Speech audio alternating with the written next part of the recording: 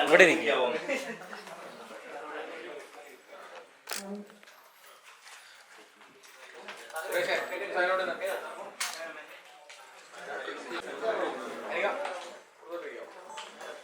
ഇവിടെ ഇരിക്കും.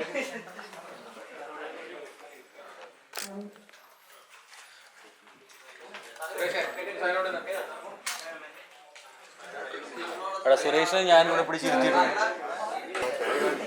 ഇതിൻ്റെ ആവശ്യമില്ല. മൈക്കെടുത്ത് ചെയറിൽ വെച്ചിട്ട് അതിനെടുത്ത് ജോസഫ് സാർ ഇവിടെ ഉണ്ട്. പിന്നെ അടുത്ത സിനിമ സെക്കൻഡ് ക്ലാസ് യാത്രയായിരുന്നു. അതിനുശേഷം അമർ അക്ബർ അന്തോണി. ഈ 3 സിനിമയും പ്രൊഡ്യൂസ് ചെയ്തിരിക്കുന്നത് ഒരു പ്രൊഡ്യൂസറാണ്. അത് ആൽവിൻ ആന്റണി ആണ്. അദ്ദേഹം അനന്യ ഫിലിംസിൻ്റെ ബാനറായിരുന്നു. ശേഷം ഞാൻ ആദ്യമായി ചെയ്യുന്ന സിനിമ കപ്പ്. അതിലേക്ക് വന്നപ്പോൾ അദ്ദേഹം തന്നെ അത് പ്രൊഡ്യൂസ് ചെയ്യാമെന്ന് പറയുന്നു. അങ്ങനെ കാര്യങ്ങൾ മുന്നോട്ട് പോകുന്നു. ആ ഒരു സിനിമയിലേക്ക് ഒരു പ്രൊഡ്യൂസറും കൂടെ വരികയാണ്. അതായത് ആൽവിൻ ആന്റണി സാറിൻ്റെ വൈഫ് ഏഞ്ചലീന മേരി. അപ്പോൾ ഈ ഒരു ഫംഗ്ഷനിൽ ഞങ്ങളൊക്കെ ഇങ്ങനെ കുറച്ച് നേരം വെയിറ്റ് ചെയ്തെന്ന് തോന്നുന്നു. എനിക്ക് സന്തോഷം എല്ലാവരും കൂടെ ഒത്തുകൂടി വന്നതിൽ. ഈ ഒരു ഔപചാരികമായി എല്ലാവരും ഒരിക്കൽ കൂടെ സ്വാഗതം ചെയ്യുന്നു. അപ്പം ഞാൻ നമ്മുടെ പ്രൊഡ്യൂസർ ഏഞ്ചലീന മേരി ചേച്ചി മാഡമാണ്. അതേപോലെ നെക്സ്റ്റ് എൻ്റെ സിനിമാറ്റോഗ്രാഫർ നിഖിൽ എസ് പ്രവീൺ, ഡയറക്ടറും റൈറ്ററും എൻ്റെ ഗുരുവായിട്ടുള്ള ജൂഡ് ആൻ്റണി ജോസഫ് സാർ, അനിക സുരേന്ദ്രൻ, അതുപോലെ നമിത പ്രമോദ് ആൻഡ് ആനന്ദ് റോഷൻ. ഇവരാണിപ്പോൾ വേദിയിലുള്ളത്. ഈ സിനിമയിലെ സെൻട്രൽ ക്യാരക്ടർ അവതരിപ്പിച്ചിരിക്കുന്നത് മാത്യു തോമസ് ആണ്. മാത്യു മറ്റൊരു സിനിമയുടെ ഷൂട്ടിലായതുകൊണ്ട് ഇന്നിവിടെ എത്താൻ പറ്റിയിട്ടില്ല. അതുപോലെ തന്നെ വളരെ പ്രധാനപ്പെട്ട ഒരു ക്യാരക്ടർ ചെയ്തിരിക്കുന്നത് ബേസിൽ ജോസഫാണ്. അദ്ദേഹം ഷൂട്ടിലാണ്. അപ്പോൾ നമുക്ക് ഇന്ന് അവൈലബിൾ ആയിട്ടുള്ള ആർട്ടിസ്റ്റാണ് ഇവിടെ കൂടിയിരിക്കുന്നത്. ജൂഡ് സാറും ഈ സിനിമയിൽ ഒരു ചെറിയ ക്യാരക്ടർ ചെയ്തിട്ടുണ്ട്. അതെൻ്റെ ഒരു പേഴ്സണൽ ഒരു സാർ വേണം കൂടെ എന്നുള്ള എൻ്റെ ഒരു തീരുമാനത്തിൽ വന്ന് ചെയ്തതാണ്. പിന്നെ ശിഷ്യൻ്റെ ഒരു സിനിമ വരുന്നു. അതിൻ്റെ ഒരു സന്തോഷം ഷെയർ ചെയ്യാൻ കൂടിയാണ് വന്നിരിക്കുന്നത്. ഇവ എല്ലാവരും ഒരിക്കൽ കൂടി സ്വാഗതം ചെയ്യുന്നു. ഞാൻ ആദ്യം ചേച്ചി എല്ലാവരും ഒന്ന് വെൽക്കം ചെയ്തൊരു പ്രൊഡ്യൂസർ നൽകി.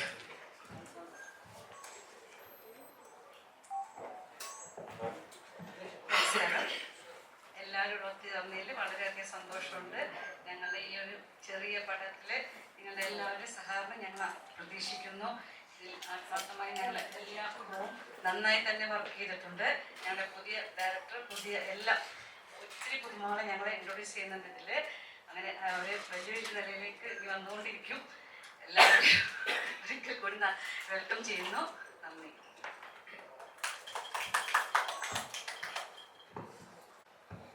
നമസ്കാരം. എൻ്റെ പേര് നിഖിൽ എന്നാണ്. ഞാൻ സിനിമാറ്റോഗ്രാഫറാണ്. എനിക്ക് തോന്നുന്നത് 2011 തൊട്ടുള്ളൊരു പരിചയമാണ് സഞ്ജുവായിട്ട്. സഞ്ജു നിലവിൽ പഠിക്കുമ്പോൾ ആ സമയത്ത് ഞാൻ കൊച്ചിൻ മീഡിയ സ്കൂളിലായിരുന്നു. അന്നോട്ടുള്ളൊരു പരിചയത്തിൻ്റെ ഭാഗമായിട്ടാണ് ഇന്ന് 27 റിലീസ് ചെയ്യുന്ന കപ്പ് എന്ന സിനിമയിൽ ഇവരെ എത്തി നിൽക്കുന്നത്. നല്ല അടുത്ത സുഹൃത്തുക്കളായിരുന്നു ഞങ്ങൾ. അതിനുശേഷം ഒന്നിച്ച് വർക്ക് ചെയ്യണം എന്നുള്ളൊരു ആഗ്രഹം ഞങ്ങൾ പരസ്പരം പങ്കുവയ്ക്കുകയും അതിൻ്റെ ഭാഗമായിട്ടാണ് കപ്പ് എന്നുള്ള സിനിമ യാഥാർത്ഥ്യമായി ചെയ്തിരിക്കുന്നത്. Anyway, thank you so much. നമസ്കാരം. സഞ്ജു പറഞ്ഞ പോലെ ഞാനൊരു ഗുരുവൊന്നുമല്ല. എൻ്റെ 4 സിനിമകളിൽ വർക്ക് ചെയ്ത് ഒറ്റ അസിസ്റ്റേറ്ററും പിന്നെ രണ്ടാമതിൻ്റെ കൂടെ വർക്ക് ചെയ്യിക്കാറില്ല. ഞാൻ അങ്ങനെ ഒരു ടീമായിട്ടൊന്നും വെക്കാറില്ല. അതുകൊണ്ട് എൻ്റെ അസിസ്റ്റേറ്ററൊന്നും ഞാൻ അവകാശപ്പെടുന്നില്ല. എൻ്റെ ആദ്യ സിനിമയിൽ എൻ്റെ കൂടെ വർക്ക് ചെയ്ത സഞ്ജുവിൻ്റെ ആദ്യ സിനിമയാണ്. അപ്പോൾ സഞ്ജുവിനെ വിളിച്ചു പറഞ്ഞു ഇങ്ങനെ വേണം ഒരു പടത്തിൽ ചെറിയ വേഷം എന്ന് പറഞ്ഞപ്പോൾ ഞാൻ 2012 ഷൂട്ടിൻ്റെ സമയത്തായിരുന്നു. അപ്പോൾ അതിനിടയ്ക്ക് ചെന്ന് അഭിനയിച്ചിട്ടുണ്ട്. കണ്ടറിയണം എങ്ങനെയുണ്ടെന്ന്. പടം ഞാൻ അതുവരെ കണ്ടിട്ടില്ല. ഈ പടം ഹിറ്റായാൽ എല്ലാ ക്രെഡിറ്റും അവനും. പടം എന്തെങ്കിലും പ്രശ്നമുണ്ടെങ്കിൽ അതിൻ്റെ കൂടുതൽ പ്രശ്നം അവൻ തന്നെയാണ്. പക്ഷേ എനിക്ക് ഭയങ്കര ഇഷ്ടമുള്ള ഒരാളാണ് സഞ്ജു. കാരണം സഞ്ജു എൻ്റെ പടത്തിൽ വരുമ്പോൾ വംശാലി വേഷനിൽ ആദ്യം ക്ലാപ്പ് ചെയ്തിരുന്നത് വേറൊരാളായിരുന്നു. അപ്പോൾ ഒരു മടിയനായിരുന്നു പുള്ളി. പുള്ളിക്ക് കാലിന് നീരാണെന്നൊക്കെ പറഞ്ഞ ഇടയ്ക്ക് ഇങ്ങനെ മുങ്ങി. പടം തുടങ്ങി 3 ദിവസം കഴിഞ്ഞപ്പോഴേക്കും മുങ്ങി. അപ്പോൾ അങ്ങനെയാണ് വേറൊരാൾ പറഞ്ഞിട്ടാണ് സഞ്ജു വരുന്ന പടത്തിൽ. പക്ഷെ സഞ്ജു വളരെ നന്നായിട്ട് ജോലി ചെയ്യുന്നൊരു ആളാണ്. സിനിമയോടൊക്കെ വളരെ പാഷനുള്ള ഒരാളാണ്. അപ്പോൾ ആ തരത്തിൽ സഞ്ജു ഉടനെ തന്നെ സിനിമ ചെയ്യുമെന്ന് എനിക്കറിയാവുന്നതാണ്. എൻ്റെ കൂടെ വർക്ക് ചെയ്യുന്ന ADസിൻ്റെ അടുത്ത് ഞാൻ പറയാറുള്ള ഒരു കാര്യമുള്ളൂ, 3 സിനിമയ്ക്കുള്ള അസിസ്റ്റൻ്റായിട്ട് വർക്ക് ചെയ്യരുത്, അതിന് മുമ്പ് പടം ചെയ്തോളാം എന്നൊക്കെ പറയാറുണ്ട്. അതുപോലെ കറക്റ്റായിട്ട് 3 സിനിമയൊക്കെ നിർത്തി. അവൻ എന്നെ വിളിച്ച് പറഞ്ഞു ഞാൻ നിർത്തുകയാണ്, എൻ്റെ 3 പടമായിരുന്നു.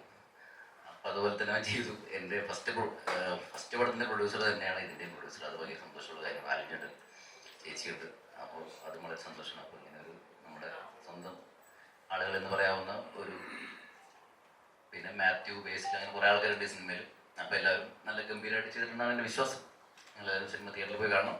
ബാക്കി നമുക്ക് വലിയ സംസാരിക്കാം. എല്ലാവർക്കും നമസ്കാരം.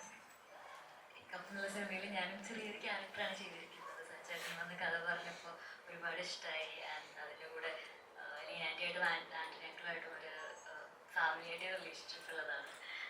സോ ഒരുപാട് സന്തോഷം ഇതൊരു ക്യാരക്ടർ കിട്ടിയത്. Thank you so much. എല്ലാവർക്കും നമസ്കാരം. സോറി, എനിക്ക് ഇച്ചിരി ഫീവർ ഉണ്ട്, സോ കോഫി തന്നില്ല. പക്ഷേ എൻ്റെ പേര് റിയ. ഞാൻ എൻ്റെ ഫസ്റ്റ് ടൈമാണ്, എൻ്റെ ഫസ്റ്റ് ഫിലിമിലാണ് ഞാൻ അഭിനയിക്കുന്നത്. എൻ്റെ first film as an actress. Sanju ചേട്ടനാണ് ഡയറക്ടർ. എനിക്ക് ആക്ച്വലി ഈ ഓപ്പർച്യൂണിറ്റി കിട്ടിയത് ആൽവിൻ ആൻ്റണി അങ്കിൾ കൂടെയാണ്. അവരെൻ്റെ ഫാമിലി ഫ്രണ്ട്സാണ്. സോ അതുവഴി എനിക്ക് ഓഡിഷനിൽ ഒരു ഓപ്പർച്യൂണിറ്റി കിട്ടിയപ്പോൾ ഞാൻ ഉടനെ അതെടുത്തു. ആൻഡ് എനിക്ക് അതിൽ ഓപ്പർച്യൂണിറ്റി കിട്ടിയതിന് ഒരുപാട് സന്തോഷമുണ്ട്. ആൻഡ് ഈ കപ്പ് എന്ന് പറഞ്ഞ സിനിമ സെപ്റ്റംബർ 27 റിലീസാകുമ്പോഴാണ്. ആൻഡ് 2 ദിവസം കൂടെ ഉള്ളൂ. ഭയങ്കര എക്സൈറ്റഡ് ആണ്. നല്ല റിപ്പോർട്ട് വരണമെന്നും പ്രതീക്ഷിക്കുന്നുണ്ട്. So thank you. ഒരു സന്തോഷം കൂടെ ഉള്ളത്, റിയയുടെ ബർത്ത്ഡേ ആണ് ഇന്ന്. So happy birthday Riya. എല്ലാവർക്കും നമസ്കാരം. ഒരുപാട് സന്തോഷമുണ്ട്. എനിക്ക് തോന്നുന്നു ഞാൻ ആദ്യമായിട്ടാണ് ഒരു പ്രസ് മീറ്റിലിരിക്കുന്നത്. കപ്പ് എനിക്ക് വളരെ സ്പെഷ്യലായിട്ടൊരു മൂവിയാണ്. കാരണം ഇതുവരെ എൻ്റെ കരിയറിൽ ഞാനൊരു സ്പോർട്സ് ഡ്രാമ ചെയ്തിട്ടില്ല. എനിക്ക് സഞ്ജുവിനെ കുറേ വർഷങ്ങളായിട്ട് അറിയാം. അതുപോലെ അനന്യ ഫിലിംസ്, ലീനാൻറ്റിയും ആൻ്റണിയും ഒരുപാട് വർഷങ്ങളായിട്ട് അറിയാം. നമ്മൾ ഒരുമിച്ച് ഇതിന് മുന്നേയും സിനിമകൾ ചെയ്തിട്ടുണ്ട്. അപ്പോൾ ഇങ്ങനൊരു കഥയുണ്ട് എന്ന് ലീനാൻറ്റി ആൻ്റണിയും വിളിച്ചു പറഞ്ഞു, കേട്ട് നോക്കാൻ പറഞ്ഞു. അങ്ങനെയാണ് കുറേ വർഷത്തിന് ശേഷം സഞ്ജു എൻ്റെ അടുത്ത് ഈ കഥ നറേറ്റ് ചെയ്യുന്നത്. എനിക്ക് ഇഷ്ടമായി, ഒരുപാട് ഇഷ്ടമായി. നമ്മളെല്ലാവരും, എനിക്ക് ജൂഡായിരുന്നു, അനിക്കയും റിയയൊക്കെ ആയിട്ടായിരുന്നു, മാത്യു ആയിട്ടായിരുന്നു കോമ്പിനേഷൻ. ആദ്യമായിട്ടാണ് ഞാനൊരു കോച്ചായിട്ട് അഭിനയിക്കുന്നത്. സ്പോർട്സ് ഡ്രാമ ഫസ്റ്റ് ആദ്യമായിട്ടാണ് ഒരു കോച്ചാണ്. അപ്പോൾ ഞങ്ങളുടെ ചുറ്റുപാടും ഞങ്ങൾ ഒരുമിച്ച് working with all of them. And I hope നന്നായിട്ട് സിനിമ വരുമെന്ന് പ്രതീക്ഷിക്കുന്നു. എല്ലാവരും തിയേറ്ററിൽ പോയിട്ട് 27 സിനിമ കാണാം.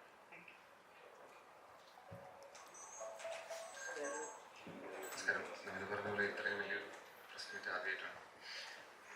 സഞ്ജു ആയിട്ടുള്ളൊരു ഫ്രണ്ട്ഷിപ്പ് തന്നെയാണ് കപ്പിലേക്ക് എന്നെ എത്തിച്ചത്. എന്തായാലും ആദ്യമായിട്ട് ഇതുവരെ അതിന് നന്ദി ഒന്നും പറഞ്ഞിട്ടൊന്നുമില്ല, പറയേണ്ട ആവശ്യവും ഇല്ലെന്ന് തോന്നുന്നു. എന്തായാലും ഒരു ഒഫീഷ്യലി ഒരു നന്ദി അറിയിക്കുന്നു. ആൽവിൻ സാറിനായാലും ചേച്ചിക്കായാലും നമ്മൾ കൂടെ കപ്പിൻ്റെ ഭാഗമാക്കിയതിൽ. പിന്നെ കൂടുതൽ ഒന്നും ഇപ്പോൾ പറയാനില്ല.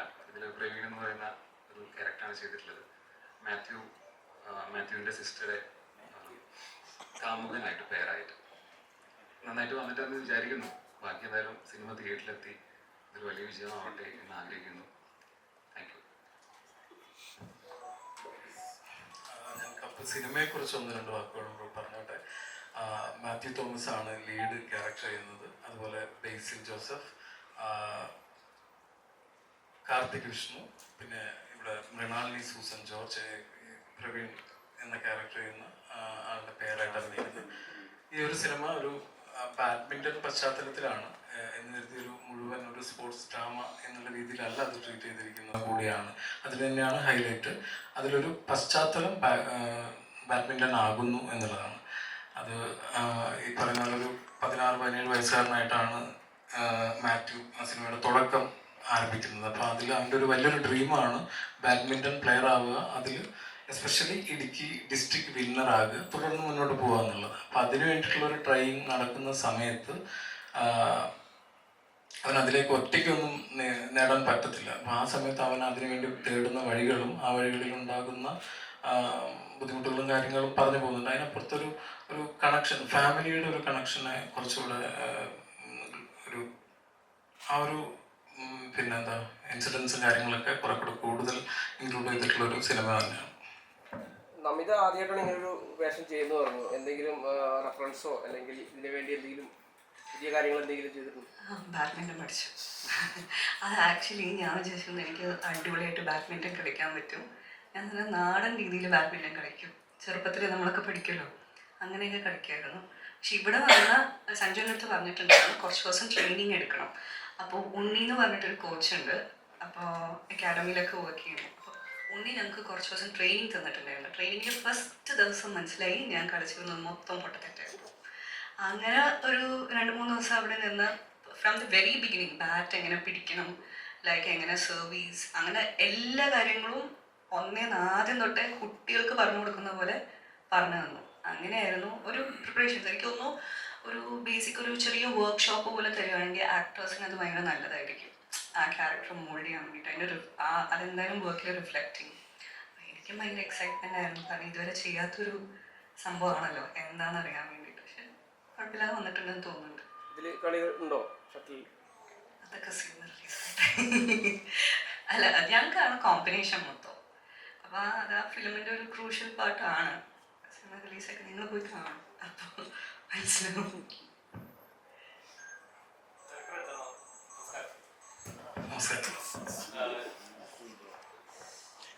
മാത്യുവിന്റെ നമ്മൾ പല സിനിമകൾ കണ്ടിട്ടുണ്ട്. റൊമാൻറ്റിക് വേഷങ്ങളുള്ള തലമുറത്തം നിരങ്ങളായി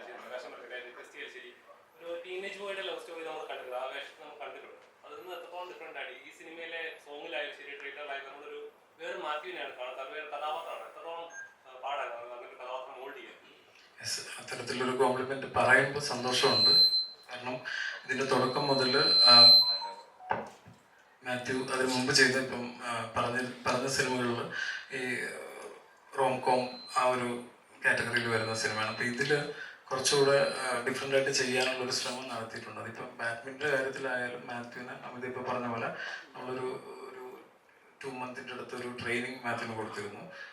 അത് ഏറ്റവും നന്നായിട്ട് അവൻ ചെയ്തിട്ടുണ്ട്. അത് സിനിമയിലെ കളിയുടെ പോർഷൻ അങ്ങനെ ഭീകരമായിട്ടുള്ള സിനിമ അല്ലെങ്കിൽ പോലും അതിൽ അവൻ നന്നായിട്ട് അത് ചെയ്തിട്ടുണ്ട്. അതോടൊപ്പം മാത്യുവിന് തന്നെ പേഴ്സണലി ഒരുപക്ഷെ നിങ്ങൾ ചോദ്യം ചോദിക്കാനുണ്ടായ കാരണം ചില സിമിലാരിറ്റി ഈ ലവ് ട്രാക്കിൽ കണ്ടിട്ടുണ്ടാവാം. അപ്പോൾ അതൊന്ന് മാറ്റി പിടിക്കാൻ ശ്രമിച്ചിട്ടുണ്ട്. പിന്നെ സിനിമ പറയുന്നതും ഒരു ലവ് ട്രാക്കിനപ്പുറത്ത് അവൻ്റെ ഒരു എയിം, പാഷന് സിനിമ അതാണ് പറയുന്നത്. ഒരുപക്ഷെ അതിലേക്ക് അവൻ കൂടുതൽ എയിം വെച്ചുകൊണ്ട് പെർഫോം ചെയ്തതിൻ്റെ ഭാഗമായിട്ട് ആ ഒരു ഡിഫറൻസ് ഫീൽ വന്നിട്ടുണ്ട്. നിങ്ങളത് എടുത്തു പറയുമ്പോൾ ഒരുപാട് സന്തോഷം.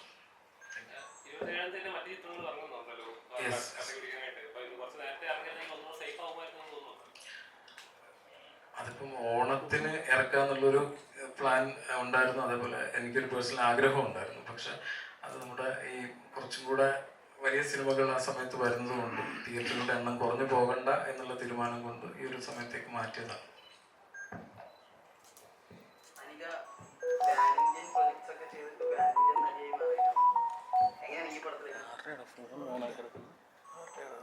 അങ്ങനെയൊന്നുമില്ല, പറഞ്ഞിട്ടൊന്നുമില്ല. ഞാൻ പ്രോജക്റ്റിലേക്ക് വന്നത് പറഞ്ഞ പോലെ ലീനാൻ്റെ മാച്ചിങ് വഴിയാണ്. ഞങ്ങൾ തമ്മിൽ ഫാമിലി ആയിട്ട് known each other for a long time. അപ്പോൾ അങ്ങനെ സഞ്ജു ചേട്ടൻ വന്ന് പറഞ്ഞു കഥ. ഒരു ചെറിയ റോഡാണെങ്കിലും ഒരു നൈസ് സംഭവമായിരുന്നു. അപ്പോൾ അങ്ങനെയാണ് എനിക്ക് ഈ ഇതിലേക്ക് വരുന്നത്. റിയ ആദ്യത്തെ സിനിമയാണെന്ന് പറഞ്ഞു. അപ്പോൾ എങ്ങനെയുണ്ട് ഈ അനികിൻ്റെ കൂടെയും നമിതിൻ്റെ കൂടെയൊക്കെ ചെയ്യുമ്പോൾ എങ്ങനെയുണ്ട്? കട്ടയ്ക്ക് പിടിച്ചിരുന്നോ?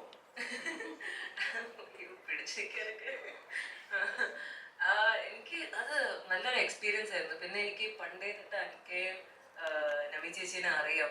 സോ അതുകൊണ്ട് എനിക്ക് കുറച്ചുകൂടെ ഒരു കംഫർട്ടബിൾ സ്പേസും ഉണ്ടായിരുന്നു. സോ എനിക്ക് നമ്മൾ BTS ടൈമിലൊക്കെ നല്ല കുറച്ച് ഫണ്ണായിരുന്നു. പക്ഷെ അല്ലാതെ അഭിനയിക്കുമ്പോൾ നല്ലതായിട്ട് എനിക്ക് നല്ല സ്പേസ് തന്നു. സോ എനിക്കൊരു ഫിയറോ ഒരു പേടിയോ തോന്നിയില്ല. ഒരു ഫസ്റ്റ് ടേക്ക് അങ്ങനെ ഒരു പേടി തോന്നിയില്ല. എനിക്ക് ഒരു റീഅഷുറൻസ്, എനിക്കൊരു നല്ല space, good space for help അങ്ങനെയായിരുന്നു. സോ അങ്ങനെ പിടിച്ചു നിൽക്കാൻ അങ്ങനെ ഒരു പേടിയൊന്നും ഇല്ലായിരുന്നു. ഇറ്റ് വാസ് നൈസ്, വെരി ചൂ.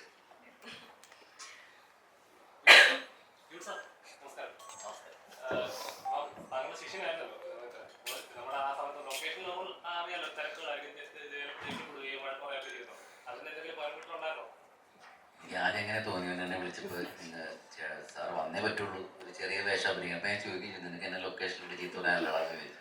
പക്ഷെ അങ്ങനെ സംഭവിച്ചില്ല. അവൻ ഭയങ്കര കൂളായിരുന്നു.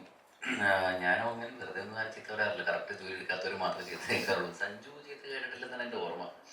ഇല്ല, സഞ്ജുവും അങ്ങനെ നല്ല കാര്യങ്ങൾ കൃത്യമായിട്ട് സമയത്ത് എല്ലാം തുടങ്ങും. ഷോർട്ട് ഡിവിഷൻ ആയാലും അവന് കൃത്യമായിട്ട് എല്ലാത്തിനും കുറച്ച് പ്ലാൻ ഉണ്ടായിരുന്നു. എനിക്ക് വേണം പറ്റില്ല. ക്ലൈമാക്സ് ചെയ്യുന്ന സമയത്ത് ഒത്തിരി ആൾക്കാരുണ്ടായിരുന്നു. അത് പക്ഷെ വളരെ കൈയടക്കത്തോടെ തന്നെ സഞ്ജു എല്ലാം ചെയ്യുന്നുണ്ടായിരുന്നു. അപ്പോൾ എനിക്കങ്ങനെ പ്രത്യേകിച്ച് അങ്ങനെ ഒന്നും തോന്നിയില്ല. പക്ഷെ ഞാൻ ആ സമയത്ത് എൻ്റെ പടത്തിൻ്റെ ഷൂട്ടിലായിരുന്നുകൊണ്ട് എനിക്ക് എൻ്റെ സീൻ മാത്രം അറിയാം ഈ സിനിമയെ കുറിച്ച്. അപ്പോൾ ഞാൻ ചോദിച്ചില്ല എന്താ സംഭവിക്കുന്നത്. ഞാനവിടെ വരിക, അഭിനയിക്കാൻ അപ്പം തന്നെ വണ്ടി കയറി പോകാൻ എൻ്റെ പടത്തിൻ്റെ ഷൂട്ടിങ് അങ്ങനെ പോയിക്കൊണ്ടിരിക്കുമായിരുന്നു. പക്ഷേ എനിക്ക് തോന്നുന്നു അവിടെ ഞാൻ സംസാരിച്ചപ്പോൾ മാത്യു ഉണ്ടായിരുന്നു, ഗുരു സോമസുന്ദരനുണ്ടായിരുന്നു എന്ന ലൊക്കേഷനിൽ. അപ്പോൾ അവരൊക്കെ പറഞ്ഞ് ഭയങ്കര നല്ല രീതിയിൽ വന്നിട്ടുണ്ട്. പിന്നെ ഈ പറഞ്ഞ പോലെ ബാഡ്മിൻ്റൺ കളിക്കുന്നുണ്ടായിരുന്നു. ഞാനും ഒരു കോച്ചായിട്ടാണ് അഭിനയിക്കുന്നത്. പക്ഷേ എനിക്കറിയില്ല എങ്ങനെ കളിക്കേണ്ടത്. പക്ഷെ അവിടെ നിന്ന് പിള്ളേരൊക്കെ നല്ല രീതിയിലൊക്കെ ബാഡ്മിൻ്റൺ കളിക്കുന്നത് നല്ലൊരു ഇതായിരുന്നു. പക്ഷെ എൻ്റെ ടൈമിങ് മാറിപ്പോയി. ഞാൻ എൻ്റെ പടത്തിൻ്റെ ഷൂട്ടിൻ്റെ ഇടയ്ക്കുന്ന വന്നത്. അപ്പോൾ അവിടെ എനിക്കത് എൻജോയ് ചെയ്യാൻ പറ്റിയില്ല. പലപ്പോഴും പല സിനിമകൾ ഇറങ്ങുമ്പോൾ നമ്മൾ വിചാരിക്കും ഇത് നമുക്ക് വിജയിക്കും, അല്ലെങ്കിൽ അത്രത്തോളം എഫേർട്ട് കിട്ടും. പക്ഷെ പ്രേക്ഷകരാണ് തീരുമാനിക്കുന്നത് ഏത് സിനിമ വിജയിക്കണം തോക്കണം എന്നുള്ളത്. എന്നാൽ കൂടുതൽ പ്രൊമോഷൻസ് ചെയ്ത് എന്നാൽ ഭയങ്കര ഹൈപ്പ് കൊടുക്കുന്ന പല ചിത്രങ്ങളും വിജയിക്കുന്ന കാണാറില്ല. അപ്പം തന്നെ ഇപ്പോൾ ഓണത്തിന് ഇറങ്ങിയ പല ചിത്രങ്ങളും ഉണ്ടായിരുന്നു. അതിൽ വാഷൗട്ടായി പോകുന്ന ചിത്രങ്ങളുണ്ട്. എന്നാൽ ഒട്ടും പ്രതീക്ഷിക്കാൻ തന്നെ വലിയ വിജയം നേടിയ സിനിമകളും ഉണ്ട്. അപ്പോൾ ഒരു സിനിമയെ വിജയിപ്പിക്കാനായിട്ട് പ്രൊമോഷൻസ് വലിയൊരു ഘടകമാണ് വിശ്വസിക്കുന്നത്. അത് പബ്ലിസിറ്റി തന്നെയാണ്. അല്ല, പ്രൊമോഷൻ വേണം. പക്ഷെ നമുക്കൊരു പ്രൊമോഷൻ കൊണ്ട് മാത്രം ഒരു നല്ല സിനിമ വിജയിക്കില്ല. ഒരു നല്ല സിനിമയാണെന്ന് അതിൻ്റെ കണ്ടന്റ് തന്നെയാണ് എല്ലാ കാലത്തും സംസാരിക്കുള്ളൂ. അല്ല വേറെ ആൾക്കാർ എന്തൊക്കെ പറഞ്ഞിട്ടൊരു കാര്യമില്ല. അപ്പോൾ പടം നല്ലതാണെങ്കിൽ എന്തായാലും ഓടും. എന്താ പറയുക, നമ്മുടെ സിനിമകളായപ്പോൾ നമ്മൾ ഫസ്റ്റ് ഡേ ഒത്തിരി ആൾക്കാർ പ്രതീക്ഷയൊക്കെ വരുന്ന സമയത്ത് ആരും ഉണ്ടാവാറില്ല തിയേറ്ററിൽ. പക്ഷേ ഒരു ഫസ്റ്റ് ഷോ അല്ലെങ്കിൽ ഒരു നൂൺ ഷോ ഒക്കെ കഴിഞ്ഞ ഒരു സമയത്ത് ആൾക്കാർ പറഞ്ഞ് കേട്ട് അങ്ങനെ തന്നെയാണ് പടം ഹിറ്റ് ആവുന്നത്. ഇപ്പോൾ എല്ലാ സിനിമകളും അങ്ങനെ, ഏത് വലിയ സിനിമ എടുത്താലും ചെറിയ സിനിമ എടുത്താലും കണ്ടന്റ് വളരെ നല്ലതാണെങ്കിൽ സിനിമ എന്തായാലും ഓടും. പിന്നെ പ്രൊമോഷൻ അതിന് ഒന്ന് പുഷ് ചെയ്യും എന്ന് മാത്രം. തമിഴ് ചെയ്യുന്ന ഓരോ കഥാപാത്രം കുറച്ചുകൂടി ഡെപ്ത് ഉണ്ട്. നമ്മൾ ഓർത്ത് വെക്കുന്ന കഥാപാത്രം ഇപ്പം മലയാളത്തിൽ ചെയ്യുന്ന നല്ല കഥാപാത്രങ്ങളാണ് തീർച്ചയായും. പക്ഷേ ഇച്ചിരി കൂടെ ഡെപ്ത് ഉള്ള ഡീപ്പായിട്ടുള്ള കഥാപാത്രങ്ങൾ തമിഴ് ചെയ്യുന്ന ഫീൽ ചെയ്തിട്ടുണ്ട്. അപ്പോൾ മലയാളത്തിൽ എന്തുകൊണ്ട് ഇതുപോലത്തെ കഥാപാത്രങ്ങൾ കിട്ടുന്നില്ല? കുറച്ച് അല്ലെങ്കിൽ ഈ സ്ഥിരം റൊമാൻറ്റിക് അല്ലാത്ത ടൈപ്പ് ഇച്ചിരി ബോൾഡായിട്ടുള്ള കഥാപാത്രങ്ങൾ വന്നിട്ടുണ്ടെങ്കിൽ ആഗ്രഹിച്ചിട്ടുണ്ടോ? തമിഴിൽ അങ്ങനെ കിട്ടിയത് മൈ ലക്കാണ്. നല്ല സ്ക്രിപ്റ്റ്സ് കിട്ടി, വലിയ വലിയ ആൾക്കാരോട് അഭിനയിക്കാൻ കിട്ടി. So that's our purely luck. Very grateful for that. പക്ഷെ മലയാളത്തിൽ ഞാൻ അങ്ങനത്തെ ക്യാരക്ടേഴ്സ് ചെയ്തിട്ടുണ്ട്. പക്ഷെ ഈയിടെയായിട്ട് ഞാൻ വെയിറ്റിംഗ് നല്ല സ്ക്രിപ്റ്റിന് വേണ്ടി. അങ്ങനെ നല്ലത് കിട്ടിയാൽ ഞാൻ വെയിറ്റ് ചെയ്തുകൊണ്ടിരിക്കുകയാണ് നല്ല സ്ക്രിപ്റ്റിന് അതിന് വേണ്ടിയിട്ട്.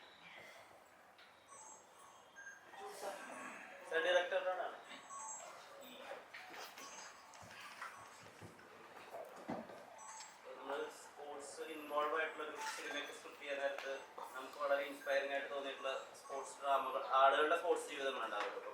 ഇപ്പോൾ ഉദാഹരണത്തിന് പി വി സിന്ധു ഒക്കെ അറൗണ്ട് 56 കിലോമീറ്റേഴ്സ് ട്രാവൽ ചെയ്തിട്ടാണ് അവർ ഓരോ വട്ടവും ബാഡ്മിൻ്റൺ കോർട്ടിലേക്ക് പോയിരുന്നത് പ്രാക്ടീസ് ചെയ്യാൻ വേണ്ടി. അപ്പോൾ ഫാമിലി അത്ര ഇൻവോൾവ് ആയിരുന്നു.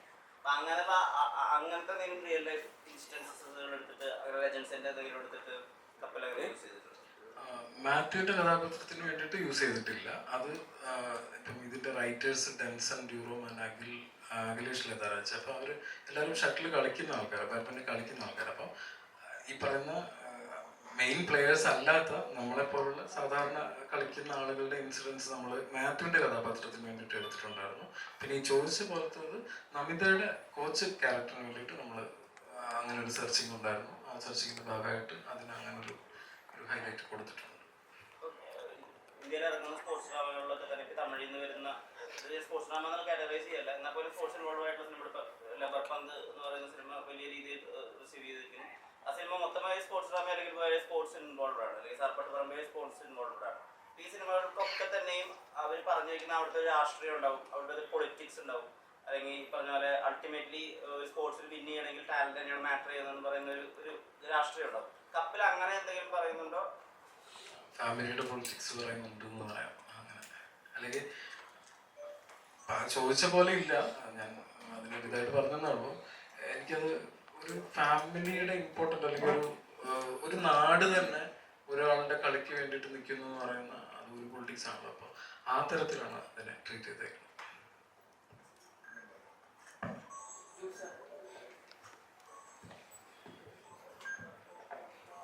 ഇറങ്ങിയതിന് ശേഷം പലരും പല രീതിയിൽ അഭിപ്രായപ്പെടും. പക്ഷെ അത് പ്രൊഡക്ഷൻ്റെ സൈഡിൽ നിന്ന് പോസിറ്റീവ് ആണെങ്കിൽ ഒരു പ്രൊമോഷണൽ ടൂളായിട്ട് ഉപയോഗിക്കും. അതേസമയം ഒരു നെഗറ്റീവ് ആണെങ്കിൽ അത് നെഗറ്റീവായിട്ട് കാണുന്ന രീതി ഇപ്പോഴും ഉണ്ട്. ഇപ്പോൾ റീസെൻ്റ്ലി ഇപ്പോൾ ഓണത്തിന് ഒരു ഫിലിം ഇറങ്ങി, അപ്പോൾ അതിൻ്റെ ഒരു റിവ്യൂവർ നെഗറ്റീവായിട്ടു അതൊരു ഭീഷണി കോഡ് പോലെ രീതിയിലാണ് തുടങ്ങുന്നത്. അഭിപ്രായം പറയാനുള്ള സ്വാതന്ത്ര്യം ഇപ്പോഴും ഇല്ലേ ആർക്കും? ഉണ്ടല്ലോ, എല്ലാവർക്കും ഉണ്ടല്ലോ. അത് നമ്മളൊന്നും പറഞ്ഞിട്ട് കാര്യമില്ല. നമുക്ക് ഒരാൾക്കൊരു സിനിമ ഇഷ്ടപ്പെടാതിരിക്കാനുള്ള മാത്രം ചോയ്സാണ് അയാൾക്ക്. അതിനെക്കുറിച്ച് എന്തും പറയാനുള്ള സ്വാതന്ത്ര്യമുണ്ട്. അത് 1000 ദിവസമായാലും പടം ഇറങ്ങി ഒരാഴ്ച കഴിഞ്ഞിട്ടായാലും എപ്പോൾ വേണമെങ്കിലും പറയാനുള്ള സ്വാതന്ത്ര്യമുണ്ട്. അത് എന്താ പറയുക, അതാണ് ഞാൻ നേരത്തെ പറഞ്ഞത്. ഒരിക്കലും ഒരു മോശം സിനിമേനെ എഴുതി വിജയിപ്പിക്കാനോ ഒരു നല്ല സിനിമനെ എഴുതി അല്ലെങ്കിൽ പറഞ്ഞു തോൽപ്പിക്കാനോ സാധിക്കില്ല. പിന്നെ അതിൻ്റെ പുറകിൽ നിന്നാവുന്ന വിവാദങ്ങൾ അറിയാലോ. ഓരോരുത്തർക്കും ഓരോ സ്വഭാവമാണ്. നമ്മളിപ്പോൾ ഒരു സാധനം ഇഷ്ടപ്പെട്ടില്ല എന്ന് പറയുമ്പോൾ കഷ്ടപ്പെട്ട് ചെയ്ത ഒരു സിനിമ വേറെ ആൾ ഇഷ്ടപ്പെട്ടില്ല എന്ന് പറയുമ്പോൾ നമുക്ക് പെട്ടെന്ന് എന്തെങ്കിലും വിഷമം വരും. അപ്പോൾ അതിൻ്റെ ഭാഗമായിട്ടുണ്ടാകുന്ന പ്രതികരണങ്ങളായിരിക്കും. അതിനൊന്നും മൈൻഡ് ചെയ്യേണ്ടതാണ് എൻ്റെ ഒരു ജൂഡ് സർ, രജനീകാന്ത് സാറുമായിട്ടൊരു ഫോട്ടോ ആയിട്ട് ഭയങ്കരമായിട്ട് വൈറലായിട്ടായിരുന്നു. അത് ഒരേ സമയം മലയാള സിനിമയ്ക്ക് കിട്ടുന്ന ഒരു ആദരവുമാണ്, എന്നാൽ പുതിയൊരു സിനിമയുടെ അപ്ഡേറ്റും കൂടിയാണ്. കാരണം അദ്ദേഹം വീട്ടിലേക്ക് വിളിച്ച ഒരാളെ അങ്ങനെ ആദരിക്കുന്നുണ്ടെങ്കിൽ അല്ലെങ്കിൽ സംസാരിക്കുന്നുണ്ടെങ്കിൽ, നെൽസനെ അങ്ങനെ വിളിച്ചിരുന്നു, അങ്ങനെ ലോകേഷിനെ അങ്ങനെ വിളിച്ചിരുന്നു, അങ്ങനെ വിളിക്കുന്നവരൊക്കെ ആയിട്ട് രജനീകാന്ത് സാർ പടം ചെയ്യാറുണ്ട്. അങ്ങനെ എന്തെങ്കിലും ഉണ്ടോ? ആ ഇൻറ്ററാക്ഷനിൽ അദ്ദേഹം മലയാള സിനിമയെ പറ്റിയിട്ട് 2018 പറ്റിയിട്ട് എന്താ പ്രിസൈസ് ആയിട്ട് പറഞ്ഞതെന്ന് ഷെയർ ചെയ്യാം. 2018 കണ്ടിട്ട് സാറ് പറഞ്ഞത് ഇതെങ്ങനെയാണ് ഷൂട്ട് ചെയ്തതെന്ന് ചോദിച്ചു. അപ്പോൾ ഞാൻ പറഞ്ഞു ഇങ്ങനെയാണ് ഷൂട്ട് ചെയ്തത്. ഞങ്ങളൊരു ടാങ്ക് ഉണ്ടാക്കി, ടാങ്കിലാണ് നിറച്ചത്, വീടുകൾ വെച്ച് അങ്ങനെ ഫുൾ കഥ പറഞ്ഞു പടം ഷൂട്ട് ചെയ്തിട്ടുണ്ട്. സാറ് പറഞ്ഞത് ഭയങ്കര റിയലിസ്റ്റിക് ആയിട്ട് തോന്നുന്നുണ്ട്, ഗംഭീരമായിരിക്കുന്നു എന്ന് പറഞ്ഞു. വേറെ ഒന്നും പറഞ്ഞില്ല.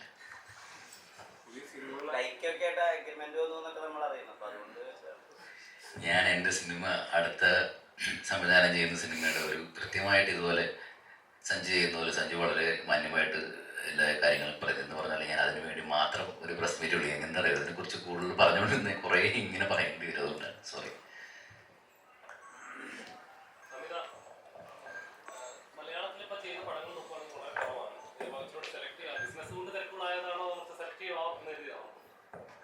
എനിക്ക് തോന്നുന്നു ഞാൻ പണ്ടും ഒരു വർഷം ഒരു 2 പടം 3 പടമൊക്കെ ചെയ്തിട്ടുള്ളൂ. ആ സമയത്ത് സ്കൂളിങ് അങ്ങനെ പോയ സമയത്തുള്ളൂ. എനിക്ക് തോന്നുന്നു ഇത്രയും കാലത്തിൽ ഞാൻ ഈ കഴിഞ്ഞ വർഷമാണ് ഏറ്റവും കൂടുതൽ സിനിമ ചെയ്തിട്ടുള്ളത്. അത് ഓരോന്നായിട്ട് റിലീസ് ആവുകയാണ്. നെക്സ്റ്റ് മന്ത് റിലീസ് ഉണ്ട്. പിന്നെ നല്ല സ്ക്രിപ്റ്റുകൾ വരുമ്പോൾ ചെയ്യാം, അങ്ങനത്തെ ഒരു കോൺസെപ്റ്റേ ഉള്ളൂ. ഞാൻ ഭയങ്കര അഗ്രസീവായിട്ട് എനിക്ക് നാളെ സിനിമയ്ക്കാണ് അവസരം അങ്ങനെ ആലോചിക്കുന്ന ഒരാളൊന്നുമില്ല. ഓഫ്കോഴ്സ് ബിസിനസ് ഉണ്ട്, അത് നോക്കുന്നുണ്ട്.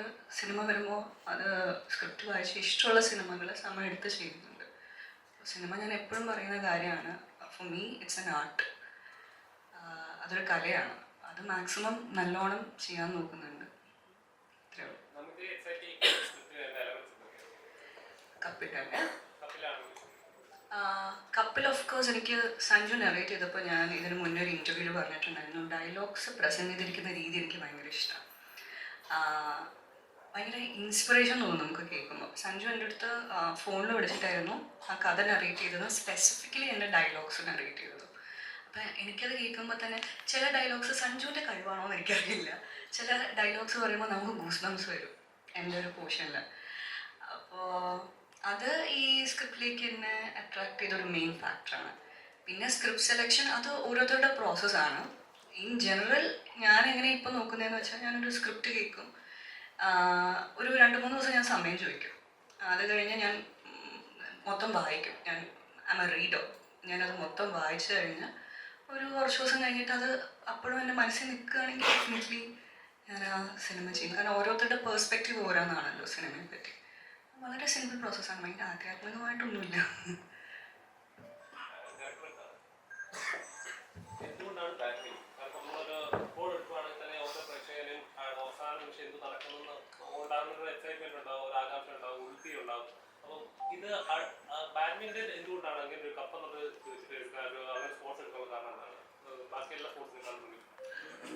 അത് പറയുന്നതിന് മുമ്പ് ഞാൻ ഈ സിനിമകൾ അസിസ്റ്റ് ചെയ്ത ശേഷം ജൂഡ് സാർ പറഞ്ഞ പോലെ എൻ്റെ അടുത്ത് പറഞ്ഞിട്ടുള്ളതാണ് 3 പടം ചെയ്ത് കഴിഞ്ഞിട്ട് ഉടനെ ഡയറക്ടർ ആവണം എന്നുള്ളത്. ഞാനും അങ്ങനൊരു ഡിസിഷൻ എനിക്കും ഉണ്ടായിരുന്നു. തുടർന്ന് പടം ചെയ്യാൻ ഇറങ്ങിയപ്പോൾ ഞാൻ മറ്റൊരു സ്ക്രിപ്റ്റായിരുന്നു പ്ലാൻ ചെയ്തത്. അപ്പോൾ ആ സിനിമ നടന്നില്ല. അതിൻ്റെ കുറച്ച് കാര്യങ്ങൾ മുന്നോട്ട് പോയി, പക്ഷെ നടന്നില്ല. പിന്നീട് ആ മുന്നോട്ട് പോയ അത്രയും നേരത്തെ കാലയളവിൽ സംഭവങ്ങളൊക്കെ ഞാൻ തിങ്ക് ചെയ്യുന്ന സമയത്ത് ഇതല്ല വേണ്ട മറ്റൊരു സബ്ജക്റ്റ്, അതായത് എന്തെങ്കിലും സ്പെഷ്യലി പറയാൻ പറ്റുന്ന തരത്തിലുള്ള സബ്ജക്റ്റ് ഉണ്ടെങ്കിൽ മലയാളത്തിൽ ട്രൈ ചെയ്തിട്ടില്ലാത്ത ഒന്നിലേക്ക് പോവുകയാണെങ്കിൽ എനിക്ക് കുറച്ചുകൂടെ കാര്യങ്ങൾ എളുപ്പമാവുമല്ലോ എന്ന് തോന്നി. അങ്ങനെ ഒരു പ്ലാൻ ഉണ്ടായിരുന്നു. പിന്നെ നമ്മൾ ഈ ആർട്ടിസ്റ്റിലേക്കൊക്കെ എത്താൻ വേണ്ടിയിട്ട് ഒരു യാത്രയുണ്ടല്ലോ, അത് ചില സമയങ്ങളിൽ ഒന്നും അതിനനുസരിച്ച് ഒത്തു വരണമെന്നില്ല. അതുകൊണ്ട് തന്നെ എനിക്ക് പേഴ്സണലി ഭയങ്കര ഇഷ്ടമുള്ള ഒരു ആക്ടറാണ് ചേതൻ. അപ്പം ഗപ്പി സിനിമയിലെ ചേതൻ. അപ്പം ചേതനെ എനിക്ക് പരിചയമുണ്ട്. ഈ സിനിമയിൽ തന്നെ കാർത്തിക്, വിഷ്ണു അവരെല്ലാം ഗപ്പിയിൽ ഒന്നിച്ചുണ്ടായിരുന്നവർ. അപ്പം ആ തരത്തിൽ എനിക്ക് പരിചയമുള്ളതുകൊണ്ട് എനിക്ക് പരിചയമുള്ള ഒരു ആക്ടറിനെ വെച്ചൊരു സിനിമ ചെയ്യാമെന്നുള്ള തരത്തിലാണ് ഞാൻ ഈ ഒരു കഥയുടെ ഒരു വൺലൈനും കാര്യങ്ങളിലേക്കൊക്കെ പോകുന്നത്. അങ്ങനെ വന്നപ്പോഴാണ് ചേതന വെച്ചുള്ള ഒരു സിനിമ, അതിന് എന്തെങ്കിലും സ്പെഷ്യാലിറ്റി വേണമല്ലോ എന്നുള്ള തോന്നലിലാണ്. ബാഡ്മിൻ്റൺ ഞാൻ നോർമലി കളിക്കാറുണ്ട്. അപ്പോൾ ആ ഒരു തോട്ടിലോട്ട് പോകുന്നത്. എന്തുകൊണ്ട് ക്രിക്കറ്റ്, ഫുട്ബോൾ എന്ന് പറഞ്ഞു കഴിഞ്ഞാൽ ഇവിടെ ഓൾറെഡി മലയാളത്തിൽ അത്തരം സിനിമകൾ വന്നിട്ടുണ്ട്. അപ്പോൾ എനിക്ക് സ്പെഷ്യലി ഒന്നും കാണിക്കാൻ അതിനകത്ത് മേ ബി ഉണ്ടാവില്ലായിരിക്കാം. അപ്പോൾ അതുകൊണ്ട് ഞാൻ ബാഡ്മിൻ്റണിലേക്ക് പോയി. പിന്നെ എന്നെ സംബന്ധിച്ച് മറ്റേ തൂവൽ, പറക്കുക, ഉയരുക ഇങ്ങനെയുള്ള വേർഡ് പോലും എനിക്ക് ഭയങ്കര ഫീല് തരുന്ന കാര്യങ്ങൾ. അപ്പോൾ അങ്ങനെയൊക്കെ ബാഡ്മിൻ്റണിലേക്ക് എത്തുന്നു. അപ്പം ചേതനുമായിട്ടാണ് ഞാനിത് ചേതനൊപ്പം ഒരു സിനിമ ചെയ്യണം. അത് ഇന്നും എൻ്റെ ഒരു ഡ്രീമാണ്. എനിക്ക് ഭയങ്കര ഇഷ്ടമുള്ള ഒരു ആക്ടറാണ്. അപ്പം അങ്ങനെ വന്നപ്പോൾ ചേതനായിട്ട് ഇത് മുന്നോട്ട് പോകാൻ നിന്ന സമയത്ത് അത് നടന്നില്ല. അത് വേറൊരു കാരണം കൊണ്ടൊന്നും നടന്നില്ല. അപ്പം ചേതനും ഇഷ്ടപ്പെട്ട ഒരു സബ്ജക്റ്റായിരുന്നു. ചേതന ചെയ്യാൻ പറ്റിയില്ല ആ സാഹചര്യത്തിൽ. അങ്ങനെ വന്നപ്പോൾ എനിക്കാണെങ്കിൽ ഞാൻ ഒരു പടം ഇറങ്ങിയിട്ട് പിന്നെ ചെയ്യാൻ ഇറങ്ങിയിട്ട് നടക്കാതെ വരികയും വീണ്ടും ഗ്യാപ്പ് വരുന്നതുകൊണ്ട് എനിക്ക് ഇമ്മീഡിയറ്റ്ലി അത് ചെയ്യുകയും വേണം. ആ സമയത്ത് ആരാണ് ഇനി ചെയ്യാം എന്നുള്ള തരത്തിൽ ചിന്തിച്ചപ്പോഴാണ് മാത്യുവിലോട്ട് ചിന്തിക്കുന്നത്. കാരണം അതുവരെ മാത്യുവിനെ ചിന്തിക്കാത്തത് എനിക്ക് ചേതന വെച്ച് ചെയ്യണം എന്നുള്ള നിർബന്ധം ഉള്ളതുകൊണ്ട്. ദെൻ മാത്യുവിൻ്റെ അടുത്ത് ഉടനെ എനിക്കൊന്ന് ചേതൻ്റെ ഭാഗത്തു നിന്നുള്ള ഒരു ചെയ്യാൻ പറ്റില്ല എന്നുള്ള ഒരു സാഹചര്യം വന്നപ്പോൾ ഉടനെ തന്നെ മാത്യുവിലോട്ട് പോയതാണ്. മാത്യു ഇപ്പം ഇമ്മീഡിയറ്റ്ലി ഒരു 2 ദിവസത്തിനുള്ളിൽ യെസ് പറയുകയും പിന്നീട് അങ്ങനെ മൂവ് ചെയ്തു. അപ്പോൾ ഇതിൻ്റെ സാഹചര്യം എന്ന് പറയുന്നത് സ്പെഷ്യലി എന്ത് കാണിക്കാം എൻ്റെ ആദ്യ സിനിമയിലേക്ക് എന്നുള്ള ഒരു തീരുമാനത്തിൻ്റെ ഭാഗമായിട്ട് ബാഡ്മിൻ്റൺ വന്നത്. ഇവിടെ 4 സിനിമകളിലെ 3 സിനിമകളും സ്ത്രീകളെ പറ്റിയാണ്. അപ്പോൾ ഈ മലയാള സിനിമ ഇപ്പോൾ ഏറ്റവും വിപ്ലവകരമായ ഒരു കാലഘട്ടത്തിലൂടെ കടന്നുപോയിക്കൊണ്ടിരിക്കുന്നത്. അവിടെ ചർച്ചയാവുന്നത് സ്ത്രീ സുരക്ഷ എന്നുള്ളത് പ്രധാനപ്പെട്ട ഒരു കാര്യമാണ്. അപ്പം ഞാൻ ചോദിക്കുന്നത്, ഇപ്പോൾ ഈ ഹേമ കമ്മിറ്റി ഉൾപ്പെടെയുള്ള കാര്യങ്ങളിലെ കണ്ടെത്തലുകളിലെ ആളുകളിലേക്ക് എത്തുമ്പോൾ സിനിമകൾ ആളുകൾ കാണുന്നുണ്ടെങ്കിൽ പോലും സിനിമാക്കാരോട് അല്ലെങ്കിൽ സിനിമയിൽ മേഖല വർക്ക് ചെയ്യുന്ന ആളുകളുടെ അടുത്ത് അവരുടെ സ്വഭാവശുദ്ധിയെ പറ്റി ആളുകൾക്ക് സംശയങ്ങളുണ്ട്, ആളുകൾക്ക് അരക്ഷിതാവസ്ഥയുണ്ട്. അപ്പോൾ ഇതിന്റെ ഭാവി എന്തായിരിക്കും, അല്ലെങ്കിൽ ഇതിന്റെ ഒരു പരിവർത്തനം എന്തായിരിക്കും എന്നാണ് ജൂഡ് ആന്റണി എന്ന വ്യക്തി സിനിമാക്കാരൻ വിശ്വസിക്കുന്നത്? ഇതിലങ്ങനെ പരിവർത്തനം സ്വയമേ ഉണ്ടാവേണ്ടതാണ്. ഇപ്പോൾ ഒരു പുറത്തുനിന്ന് ഒരു ആളുകൾക്ക് വന്ന് ഒരു അടിച്ചേൽപ്പിക്കേണ്ടതായിട്ടുള്ള ഒരു വിദ്യാഭ്യാസം ഇല്ലാത്ത അല്ലെങ്കിൽ യാതൊരു ബോധമില്ലാത്ത ആളുകളല്ല സിനിമ ഇൻഡസ്ട്രിയിലുള്ളത്. അവർക്ക് സ്വയം അറിയാം. ഈ പറഞ്ഞ പോലെ പഴയ ഞാൻ വരുന്നതിന് മുമ്പുള്ള കഥകൾ എനിക്കറിയില്ല. ഞാൻ അസിസ്റ്റൻ്റായിട്ട് വന്ന കാലം മുതൽ ഒരു പെൺകുട്ടിയുടെ അടുത്ത് എന്തെങ്കിലും മോശമായ രീതിയിൽ ഒരാൾ സംസാരിച്ചാൽ അപ്പം തന്നെ സ്പോട്ടിൽ മറുപടി കിട്ടുന്ന തരത്തിലുള്ള സ്ത്രീകളുമായിട്ടാണ് ഞാൻ വർക്ക് ചെയ്തിട്ടുള്ളൂ. എൻ്റെ പടത്തിൽ വർക്ക് ചെയ്ത ആരായാലും, ഇപ്പം എൻ്റെ സിനിമയിൽ വർക്ക് ചെയ്യുന്ന സ്ത്രീ ആയാലും, അപർണ ബാലമുരളി, അന്നാബൻ അല്ലെങ്കിൽ തൻവീറാം, അങ്ങനെ എല്ലാവരും അങ്ങനത്തെ ആളുകളാണ്. അപ്പോൾ ഒരിക്കലും എനിക്ക് അങ്ങനത്തെ ഒരു സിറ്റുവേഷൻ ഞാൻ കണ്ടിട്ടില്ല. അതിനർത്ഥം ഇല്ലയെന്നല്ല, ഇവിടെ അങ്ങനെ ഒരു പ്രത്യേകിച്ചൊരു വിശുദ്ധീകരണം അല്ലെങ്കിൽ നവീകരണം എന്ന് പുറത്തുനിന്ന് ആൾ ചെയ്യേണ്ട ആവശ്യം സ്വയം എല്ലാവരും തന്നെ ചെയ്യുന്നതാണ്. ഇപ്പോൾ എനിക്ക് തോന്നുന്നു ഇവിടെ ഇരിക്കുന്ന ആളുകൾക്ക് ആർക്കും അങ്ങനെ എന്ത് ചെയ്യണം എന്നറിയാതെ പുറത്തുനിന്ന് ഒരു ഹെൽപ്പ് കിട്ടേണ്ട ഗതികേട്ടിലൊന്നും ആരും ഉണ്ടാവില്ല. അതാരും സിനിമയിൽ അങ്ങനത്തെ ഒരു അവസ്ഥ വന്നിട്ടൊന്നുമില്ല. പിന്നെ പണ്ട് ചെയ്തിട്ട് കാര്യങ്ങൾ എന്തെങ്കിലും മോശമായിട്ടുണ്ടെങ്കിൽ സ്വാഭാവികമായിട്ട് അതിനുള്ള ഉത്തരങ്ങൾ കിട്ടണം എന്ന് തന്നെയാണ് എൻ്റെ ആഗ്രഹം. പിന്നെ ഞാനിങ്ങനെ സിനിമ ചെയ്യുമ്പോൾ അതിലൊരു ആണിനെ മെയിൻ ഹൈലൈറ്റ് ആയിട്ട് ചെയ്യാം, അല്ലെങ്കിൽ ഒരു സ്ത്രീയെ അങ്ങനെ ഒന്നും ഞാൻ എൻ്റെ അടുത്ത് ധന്യവർമ്മ നമ്മുടെ സിനിമയിൽ അഭിനയിച്ചിട്ടുണ്ട് സാറാസില. അപ്പോൾ ശരി തന്നെയാണ് എൻ്റെ അടുത്ത് പറഞ്ഞത്, നിങ്ങൾ ശരിക്കും ആളായിട്ട് കാണുന്നതുകൊണ്ടാണ് എന്താ പറയുക ഒരു 2 പക്ഷമായിട്ട് നിൽക്കാത്തത്. നിങ്ങൾ ഒരാളുടെ തോന്നിയതൊക്കെ വിളിച്ച് പറയുന്നത് അത് സ്ത്രീയാണോ പുരുഷനാണോ നോക്കുന്നില്ല, അവർ ഒരു വ്യക്തിയായിട്ട് കാണുക എന്ന് പറഞ്ഞ പോലെ. ഫസ്റ്റ് പടം ചെയ്യുന്ന സമയത്ത് എനിക്ക് ആ കഥയാണ് ഇഷ്ടപ്പെട്ടത്. പൂജ മാത്യു എന്നുള്ളൊരു കുട്ടിക്ക് തോന്നുന്നൊരു ഇഷ്ടം, അവൾക്ക് ഒരു സ്റ്റോറിയാണ് എനിക്ക് ഇഷ്ടപ്പെട്ടത്. എൻ്റെ മുത്തശ്ശികതയിലും എനിക്കൊരു പ്രായമുള്ളൊരു അമ്മച്ചിക്ക് കുറേ ആഗ്രഹങ്ങൾ ചെയ്യണമെന്നൊരു ആഗ്രഹം, അതെനിക്ക് ഇഷ്ടപ്പെട്ട കഥയാണ്. സാറാസായാലും എന്താ പറയുക, ഒരു കുട്ടിക്ക് അവളുടെ ശരീരത്തിൽ അവൾക്കാണ് ഏറ്റവും കൂടുതൽ സ്വാതന്ത്ര്യം തോന്നുന്നൊരു കഥയാണ്. അപ്പോൾ ഈ പറഞ്ഞ പോലെ 2018 എൻ്റെ വീട്ടിൽ വെള്ളപ്പൊക്കം വന്നിട്ട് എനിക്ക് തോന്നിയൊരു ഒരു കഥയാണ്. അപ്പോൾ എനിക്ക് ഇഷ്ടപ്പെടുന്നത് കഥകളാണ്, അല്ലാതെ ഇന്ന ആളെ വെച്ച് സിനിമ ചെയ്യണം എന്നൊക്കെ ആഗ്രഹമുണ്ട് ഉള്ളിൽ. ഇപ്പോൾ മമ്മൂക്കനെ വെച്ച് ചെയ്യണമെന്നൊരു ആഗ്രഹമുണ്ട്, ലാലേട്ടനെ വെച്ച് സിനിമ എന്ന് പറഞ്ഞ് ഞാൻ അവർക്ക് വേണ്ടി സിനിമകൾ ഉണ്ടാക്കാൻ നോക്കാറില്ല. കഥകൾ ഞാൻ അന്വേഷിക്കും, അതിനകത്ത് ഇവർ പറ്റുമോ നോക്കുന്നല്ലാതെ അങ്ങനെ സംഭവിക്കുന്നതാണ് ഈ സ്ത്രീപക്ഷ സിനിമകളെന്ന് നിങ്ങൾ പറയുന്ന സിനിമകൾ സംഭവിച്ചു പോകുന്നത്. അതല്ലാതെ മനഃപൂർവ്വം നമ്മൾ ആരെയും അങ്ങനെ എന്താ പറയുക ദ്രോഹിക്കാനോ നന്നാക്കാനോ ഒന്നും ഞാനായിട്ടൊന്നും ചെയ്യാറില്ല, സിനിമകൾ ചെയ്യാറില്ല.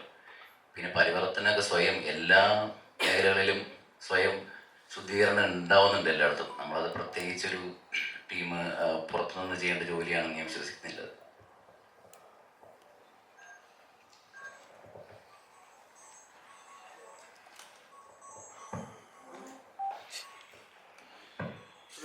ഇന്നത്തെ 27 പടം ഇറങ്ങുവാണ്. എല്ലാ ആശംസകളും. വലിയ വിജയമാണല്ലേ.